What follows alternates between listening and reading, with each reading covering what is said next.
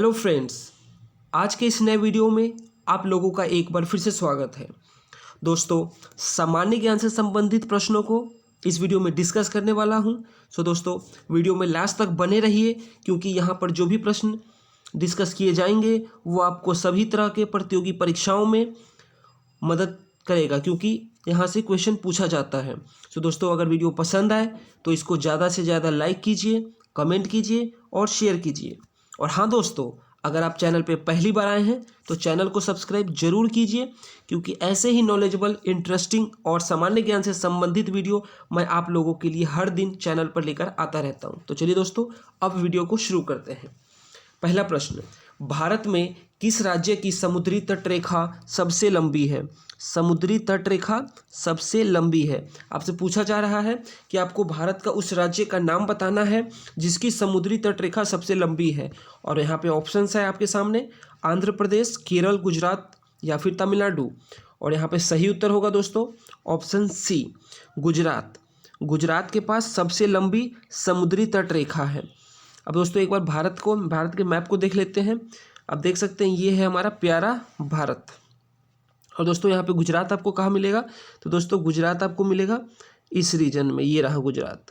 ठीक है दोस्तों, ये गुजरात है इधर पिंक कलर में। अब दोस्तों, आप ध्यान से देख सकते हैं कि गुजरात के पास सबसे लंबी तटरेखा क्यों है? क्योंकि गुजरात के पास जो यहाँ से रीजन है ये सब समुद्र को टच कर रहा है, इस साइड का जो इनका सीमा है, तो इस वजह से इनके पास सबसे लंबी समुद्री तटरेखा है।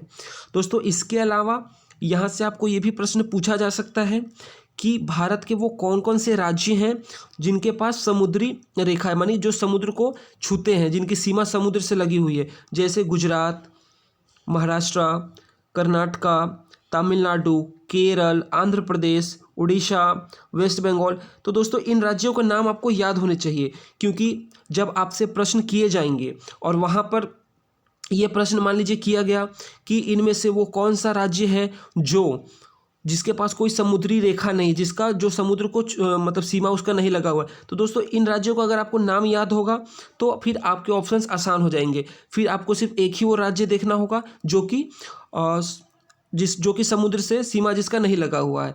अब मान लीजिए दोस्तों, आपको कोई प्रश्न पूछा जाता है कि इन भारत के कौन से वो राज्य हैं इनमें से कि जो कि समुद्र से नहीं सटा हुआ है, तो अगर उसमें ऑप्शन आपको मिल गया मध्य प्रदेश, तो दोस्तों अगर इन राज्यों के आपको नाम याद होंगे तो 3 ऑप्शंस तो आप यूं ही कट कर देंगे, फिर जो चौथा ऑप्शन आपके पास बचेगा वो है मध्य प्रदेश। तो दोस्तों, यहाँ से प्रश्न आने के बहुत चांसेस होते हैं, तो आप इसको याद जरूर कीजिए। मोर को भारत के राष्ट्रीय पक्षी के रूप में मान्यता कब प्रदान की गई? ऑप्शंस है 1949 में, 1950 में, 1951 में या फिर 1952 में।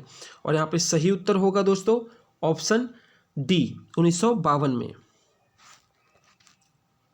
भारत में आने वाले प्रथम अमेरिकी राष्ट्रपति कौन थे? और दोस्तों ऑप्शंस हैं Dwight Eisenhower, George Washington, Jimmy Carter या फिर कैनेडी।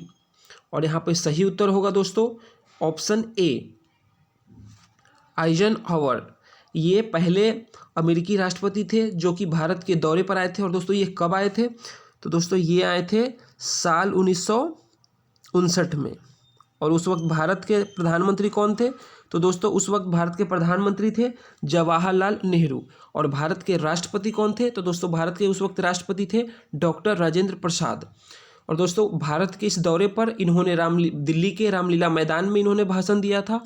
इसके अलावा भारत के दोनों सदनों में यानी कि लोकसभा में और राज्यसभा में दोनों जगह भी इन्होंने लेक्चर भाषण दिए थे।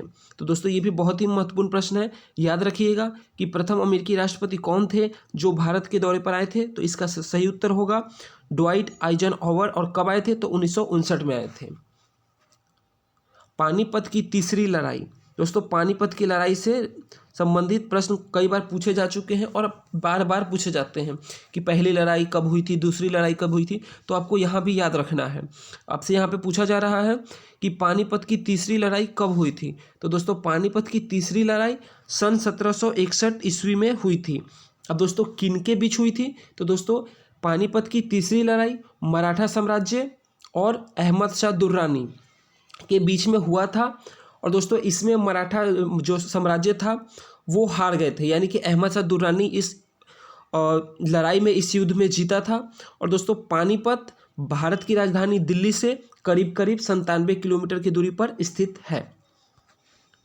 मुस्लिम लीग की स्थापना हुई थी, यानी कि किस वर्ष में हुई थी, मुस्लिम लीग की स्थापना किस वर्ष में हुई थी? तो दोस्तों यहाँ पे सही उत्तर होगा ऑप्शन डी, मुस्लिम लीग की स्थापना 1906 में हुई थी। एवरेस्ट शिखर की ऊंचाई है, मतलब इनमें से कौन सा ऑप्शन सही है आपको बताना है कि एवरेस्ट शिखर की ऊंचाई कितनी है। तो दोस्तों यहाँ पे सही उत्तर होगा ऑप्शन ए, 8848 मीटर, यानी कि 8848 मीटर। 1857 के सैन्य विद्रोह के समय भारत के गवर्नर जनरल कौन थे? यानी कि जब पहली बार 1857 में सैन्य विद्रोह हुआ था, इसको दोस्तों फर्स्ट वॉर ऑफ इंडिपेंडेंस भी कहा जाता है, तो उस वक्त भारत के गवर्नर जनरल कौन थे? और यहाँ पे दोस्तों सही उत्तर होगा option C, Lord Canning. Lord Canning थे 1857 के वक्त भारत के governor general. Lady with the lamp निम्नलिखित में से किसे कहा जाता है? यानी कि इनमें से किनको लेडी विद द लैम्प के का टाइटल उनको दिया गया है? तो दोस्तों इसका सही उत्तर होगा ऑप्शन बी, फ्लोरेंस नाइटिंगेल। नीली क्रांति का संबंध किससे है? दोस्तों ये बहुत ही इंपॉर्टेंट प्रश्न है, याद रखिएगा। नीली क्रांति, सफ़ेद क्रांति, इनसे भी क्वेश्चन बार बार पूछे जाते हैं। आप जब एग्जाम में बैठेंगे तो आपको ऐसे प्रश्न देखने को बहुत मिलेंगे। तो दोस्तों यहाँ पर पूछा जा रहा है कि नीली क्रांति का संबंध किससे है? नील की खेती से, दलहनों का उत्पादन से, मत्स्य उत्पादन से, या शिक्षा के क्षेत्र में अभूतपूर्व प्रगति से? और दोस्तों इसका जो सही उत्तर होगा वो है ऑप्शन सी, मत्स्य उत्पादन। अब दोस्तों इसकी नीली क्रांति की शुरुआत कब की गई थी? तो दोस्तों इसकी शुरुआत हुई थी 1985 से 1990 के बीच में। तब पंचवर्षीय, 7वां पंचवर्षीय योजना के तहत इसकी शुरुआत की गई थी। और दोस्तों उस वक्त भारत के प्रधानमंत्री कौन थे? तो दोस्तों उस वक्त भारत के प्रधानमंत्री थे राजीव गांधी। एशिया में द्वितीय विश्व युद्ध के पश्चात अपने को स्वाधीन घोषित करने वाला पहला देश था। ऑप्शंस हैं भारत, इंडोनेशिया, श्रीलंका या फिर वर्मा। और यहाँ पे सही उत्तर होगा दोस्तों ऑप्शन ए, भारत। यानी कि द्वितीय विश्व युद्ध के पश्चात अपने आप को स्वाधीन घोषित करने वाला पहला देश था भारत। तो यहाँ पे ऑप्शन ए सही है। अब दोस्तों भारत कब आज़ाद हुआ है? तो भारत आज़ाद हुआ है 1947 में। दोस्तों ये जो वक्त था 1940 मतलब जो विश्व युद्ध, दूसरा विश्व युद्ध हुआ था दोस्तों 1940-45 से लेकर अगले 20 सालों तक एशिया और अफ्रीका के लगभग जितने देश यूरोपियन या वेस्टर्न कंट्रीज के गुलाम थे वो सभी आज़ाद हुए। और दोस्तों पता है आपको क्यों आज़ाद हुए?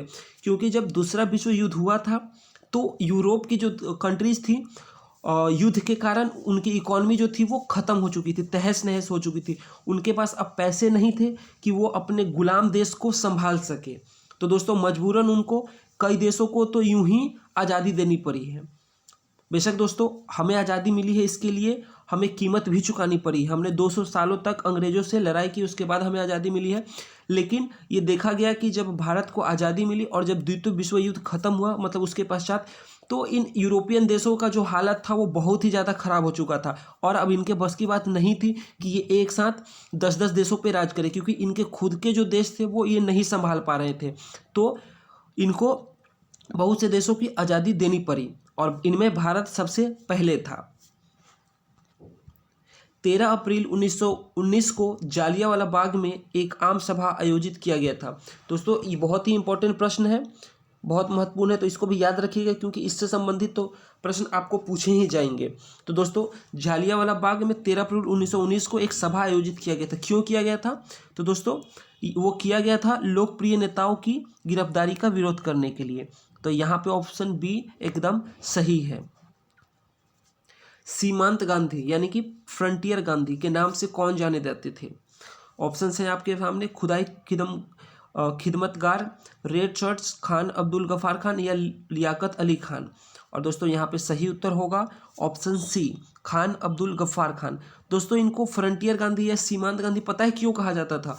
क्योंकि ये गांधी जी के बताए रास्ते पे, उनके पद चिन्हों पे चलते थे और ये गांधी जी को सर्वोपरि मानते थे। यानी कि सबसे ज़्यादा अगर ये किसी को फॉलो करते थे तो ये गांधी जी को करते थे और उन्हीं के बताए रास्तों पर ये चलते थे, तो इसलिए इनको दूसरा गांधी भी कहा जाता था। दोस्तों आज के इस वीडियो में बस इतना ही। आशा करता हूँ कि ये वीडियो आपको बहुत पसंद आया है। दोस्तों वीडियो अगर आपको पसंद आया तो ज़्यादा से ज़्यादा इसको लाइक कीजिए, कमेंट कीजिए, शेयर कीजिए और दोस्तों चैनल अगर पहली बार आए तो दोस्तों चैनल को सब्सक्राइब जरूर कीजिए ताकि आने वाली वीडियोज और नोटिफिकेशन आप सबसे पहले पा सके। तो दोस्तों आज के इस वीडियो में बस इतना ही। मिलता हूँ अगले वीडियो में, तब तक के लिए बाय बाय।